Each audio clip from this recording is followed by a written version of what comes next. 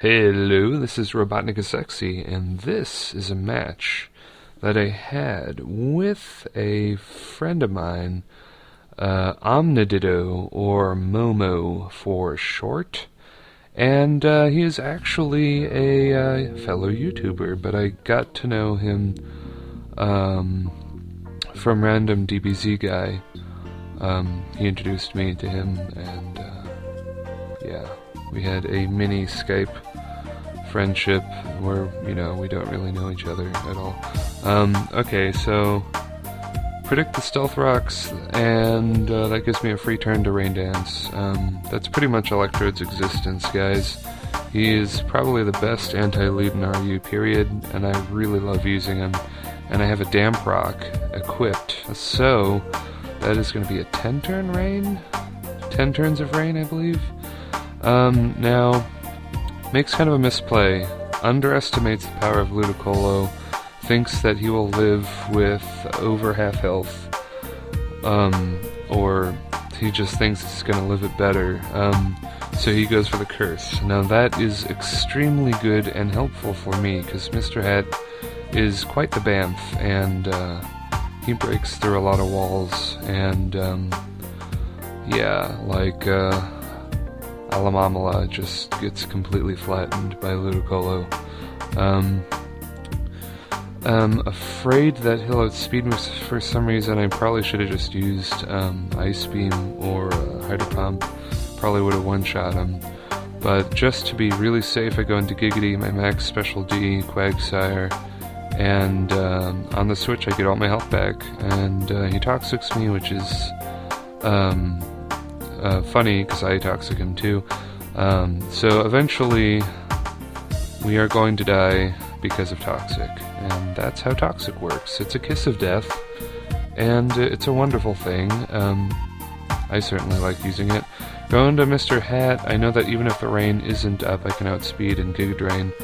I guess he predicted me to overpredict, or I think he spaced out and didn't realize I had Giga Drain.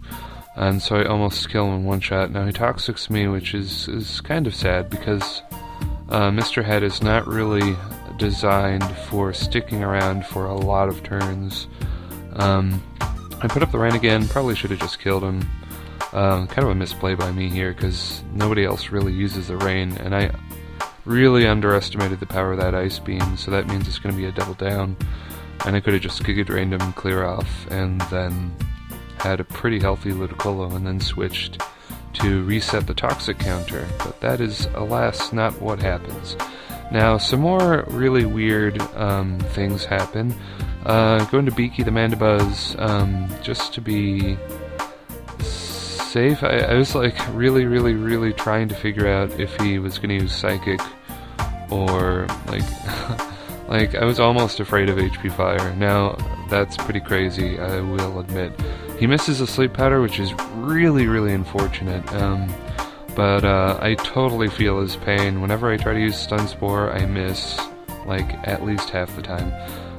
Now that I know he's going to Sleep Powder again, I go into my Lumberry-wielding Yanmega, who just wakes right up because of the Lumberry, and he thought he could live a Bug Buzz, but he does not realize that he is facing Tepez 2, the Yanmega. I guess he's like max special D HP or something. Goes into My Flamin' Pony, and yeah, uses some attacks that don't really hurt Giggity that much. I mean, Mega Horn actually hurt quite a bit, actually. But, yeah, Giggity can take it pretty well. He's gonna get worn down from Toxic. I don't want him to die quite yet, so I go into Beaky, who I know can take physical hits all day. Takes the Mega Horn like a beast, because Beaky and Mandibuzz in general in RU is just incredible. And I have max defense, so I can really take anything.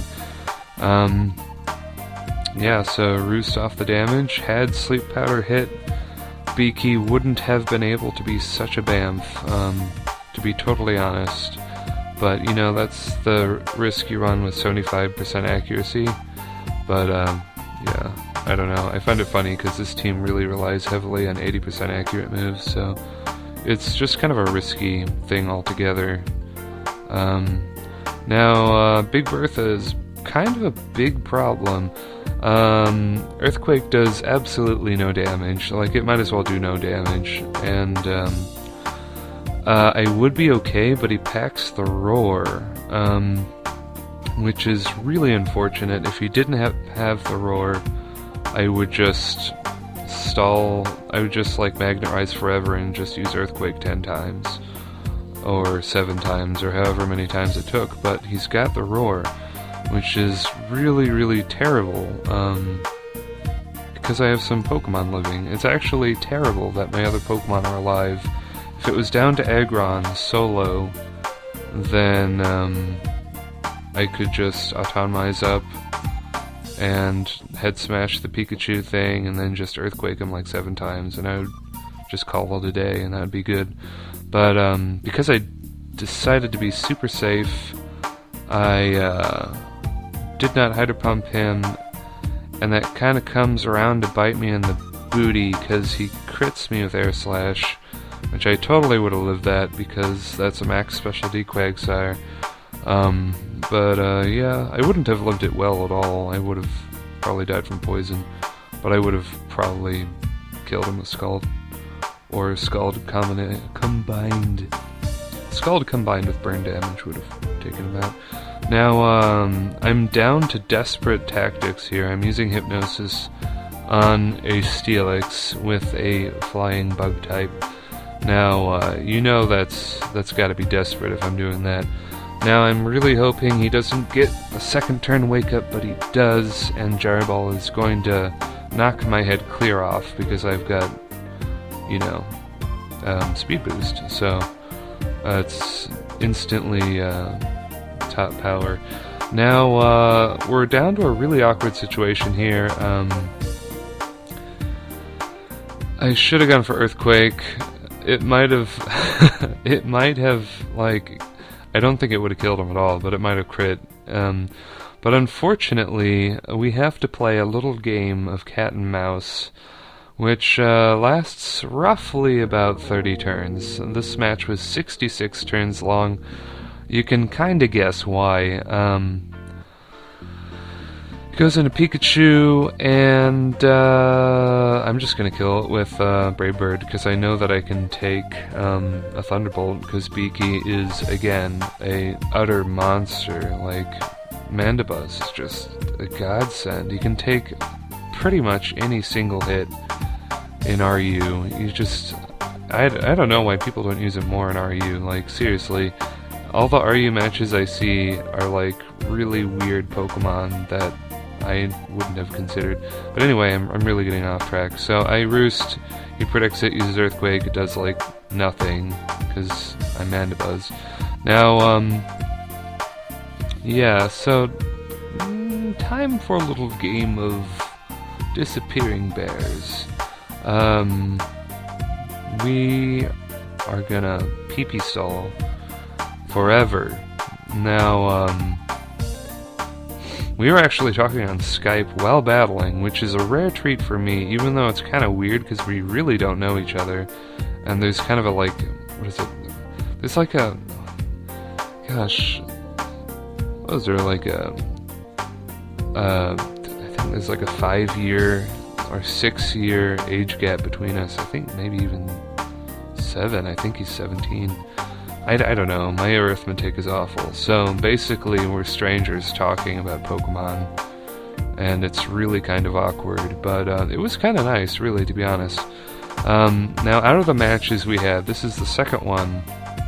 I narrowly win this one, but that is the only narrow victory I get. The first RU match we had, I used my different team, which had definitely needed some kinks to be kinked out. Yeah, it had some improvements to be made. He had a Dreamworld Alakazam, which was just released, like, today.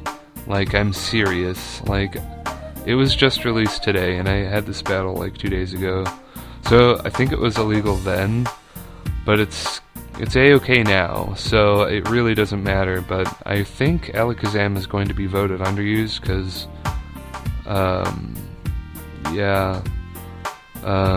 Magic Guard Life Orb, it's pretty crazy. You can just sweep everything in RU with that, with the exception of Absol and, like, I don't know, something that outspeeds it. I can't really think of anything that outspeeds it. I want to say Sceptile outspeeds Alakazam, but I have to check the numbers.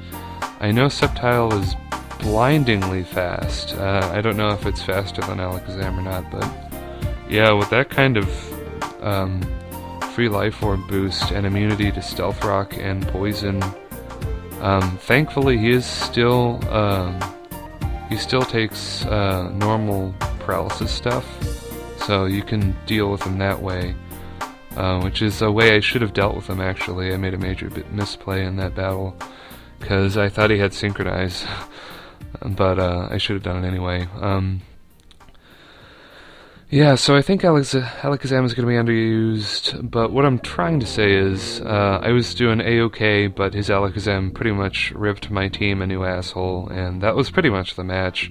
And then, for the third match, we did a standard match, and he had a sub-focus punching Conkeldurr that I could just not deal with, and that was pretty much the match there. He pretty much tore me another hole.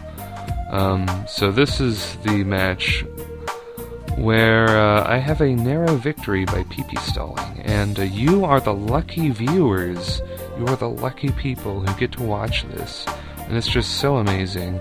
My Brave Bird isn't even doing leftover damage. That's how pitiful it is.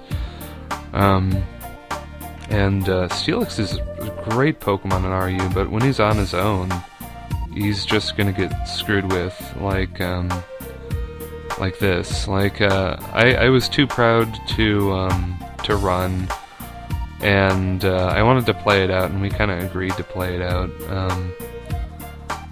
just to see what happens. But yeah, very good game with Omniditto. I highly recommend you check him out and ask him to battle you, because you will be challenged.